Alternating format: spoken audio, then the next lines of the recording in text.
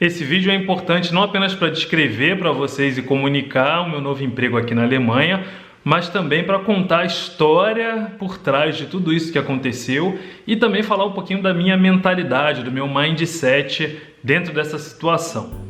Salve, salve galera, bem-vindos a mais um vídeo. Se tá chegando agora já sabe, já deixa um curtir para mim e vamos parar de enrolação, vamos para a história.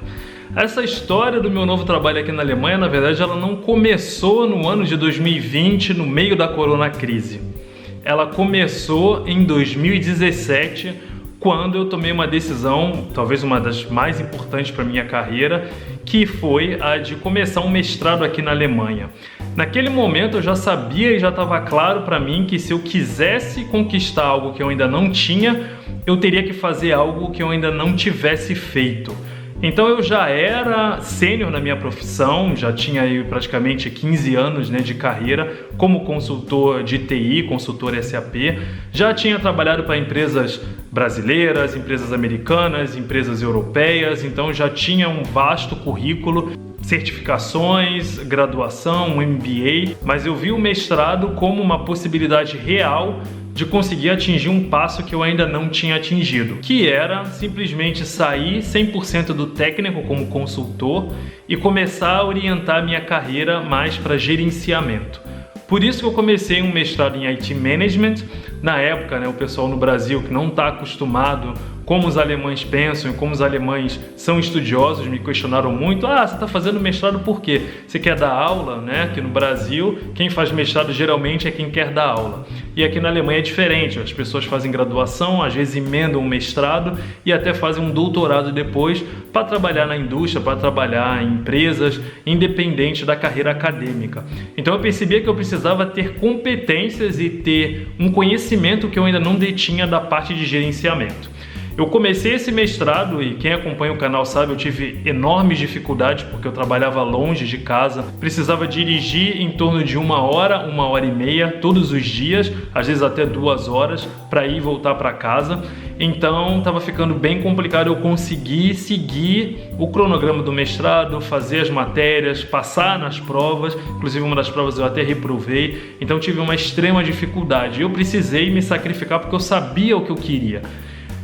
Baseado nisso e baseado em alguns outros quesitos, pessoais, enfim, da minha esposa, custos de vida, a gente decidiu sair de Munique e nos mudarmos para Darmstadt, aonde, coincidentemente, é a universidade na qual eu comecei o meu mestrado fica.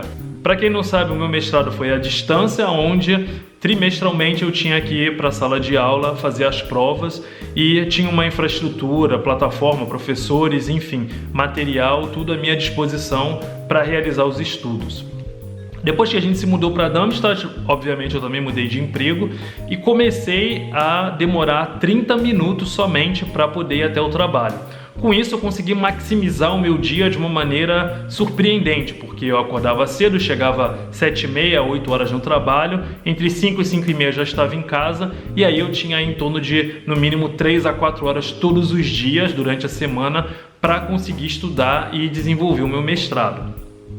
No final de 2019 eu consegui concluir meu mestrado, apresentei minha tese, terminei o curso e quando eu já tinha solicitado, eu já tinha exposto essa minha vontade de orientar minha carreira mais para management do que para a parte técnica para o meu até então chefe, o meu supervisor, ele não fez nada, então ele não se interessou, ele não procurou em nenhum momento desenvolver minha carreira. A empresa onde eu estava não tinha essa cultura de desenvolver a carreira do funcionário. E você sabe como é que eu penso em relação a isso? Eu penso que você é o responsável pelo desenvolvimento da sua carreira. Não é a empresa, não é o governo, não é o seu chefe, não é o seu pai. Você é o único responsável por desenvolver a sua carreira e se tornar cada dia um pouco melhor. É assim que eu penso. Foi por isso que eu paguei meu mestrado do bolso, nunca esperei a empresa pagar nada, paguei meu MBA, paguei minha graduação, enfim, nunca esperei nada de empresa nenhuma e de ninguém. Então, pensando assim, eu vi que eu estava capacitado, que eu já tinha o conhecimento que eu precisava, eu já tinha a experiência que eu precisava e eu precisava finalmente de uma oportunidade. O lugar onde eu estava não me oferecia essa oportunidade, por isso eu pedi demissão, emendei obviamente um sabático aí de 6 meses e decidi fazer uma viagem. E depois dessa viagem eu sabia, já tinha no meu coração determinado que eu mudaria a minha vida, que eu mudaria a minha carreira, que eu passaria a ganhar mais, que eu passaria a fazer aquilo que eu realmente estava interessado em fazer, né? Estava com vontade de fazer. Então veio a nossa Mega Rise, a famosa Mega Rise que começou em fevereiro, e no finalzinho de março ela foi cancelada por causa da crise do corona. A gente voltou para casa e aí eu sentei um dia, cruzei os braços e pensei: e agora? O que eu faço? Porque o meu planejamento era voltar no final de junho, julho, começar a aplicar e conseguir um trabalho em agosto. Isso não aconteceu, a gente já estava no auge da crise. O mês de abril foi praticamente perdido. Eu cheguei a aplicar para algumas empresas, cheguei a ver algumas oportunidades, mas realmente a situação estava bem complicada. Por outro lado, eu estava muito tranquilo porque eu havia me preparado muito bem para esse momento, né, para esse sabático, financeiramente, psicologicamente. Então, na minha cabeça eu estava no modo férias ainda, eu estava no modo relax, não vou esquentar a cabeça. Veio maio, as coisas não estavam acontecendo ainda, tinha uma coisa ou outra, uma posição ou outra. Na minha cabeça já estava combinado e já estava selado no meu coração que eu procuraria uma posição gerencial e não mais uma posição técnica. A partir do meio de maio eu comecei a receber várias propostas para consultoria, né, para trabalhar como consultor e continuar desenvolvendo os projetos, mais a parte técnica, cair na parte técnica. Só que eu já tinha tomado uma decisão e um dos livros que eu li que eu achei muito interessante sobre o essencialismo diz exatamente isso. Para você buscar aquilo que você quer, você tem que começar a dizer não para aquilo que você não quer e para algumas boas oportunidades que possam aparecer. Então eu tinha a oportunidade de ganhar melhor, de trabalhar até perto de casa pela mesma posição, só que isso não me interessava, porque eu queria uma posição gerencial. E aí vem aquela coisa, né, do protecionismo. Isso acontece em algumas empresas na Alemanha assim, né, que eles preferem colocar alemães em algumas posições, que eles são meio assim em relação aos imigrantes, né, os estrangeiros.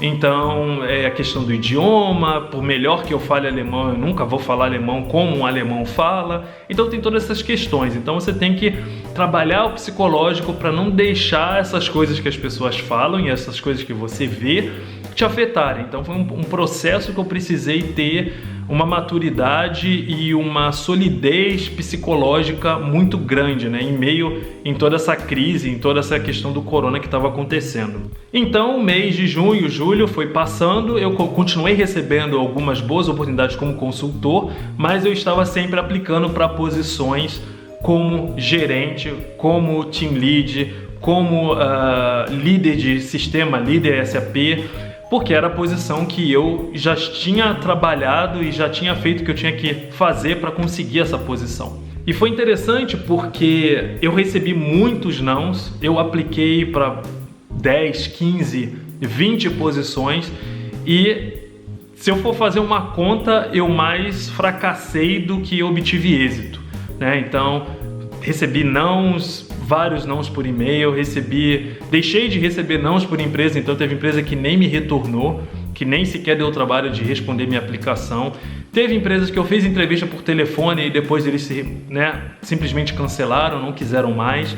Teve empresas que eu fiz entrevista pessoalmente, também não aconteceu, até que eu fui contactado por uma empresa que precisava dos skills que eu tenho, que tem um embasamento técnico como eu tenho, de mais de 15 anos de consultoria, alguém que já estivesse realmente com um nível de mestrado para conseguir chegar nessa posição gerencial e, por fim, alguém que falasse, além de inglês, alemão fluente, para que essa pessoa possa fazer a ponte entre o cliente, entre as especificações e os requisitos do cliente e os desenvolvedores que ficam offshore, que ficam em outros países.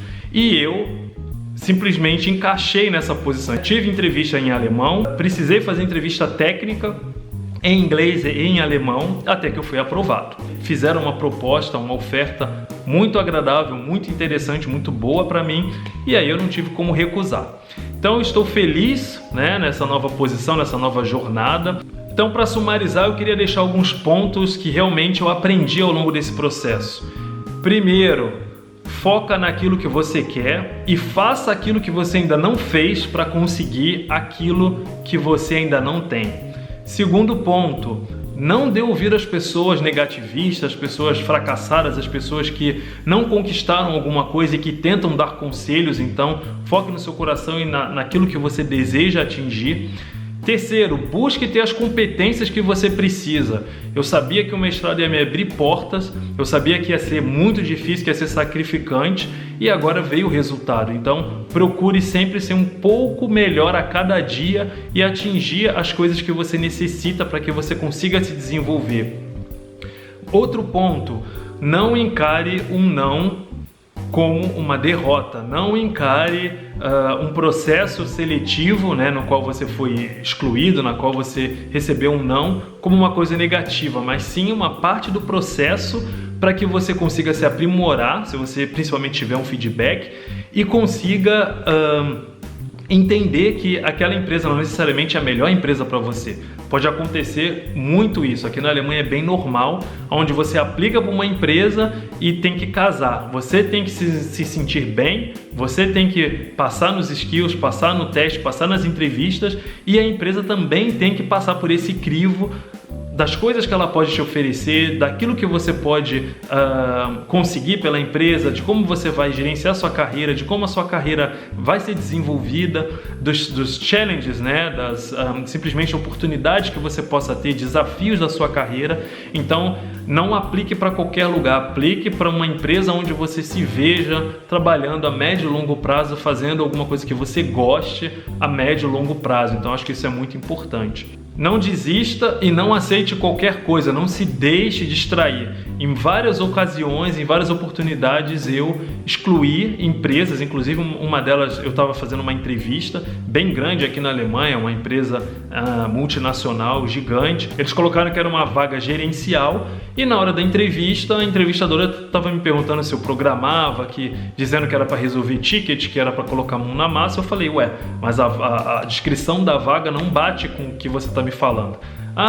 É que você pode entrar nessa posição e mais para frente. Não, eu prefiro não entrar agora e depois, porque o depois pode não acontecer. Eu já estou procurando a posição na qual eu me vejo por bastante tempo a partir de agora. Então você tem que saber dizer não para outras oportunidades para conseguir conquistar aquela oportunidade que você deseja. Isso no Brasil, isso na Alemanha, isso em qualquer lugar. É isso, espero que vocês tenham gostado desse meu relato, vai ficar um vídeo aí um pouco grande. Se está chegando agora, se inscreve no canal.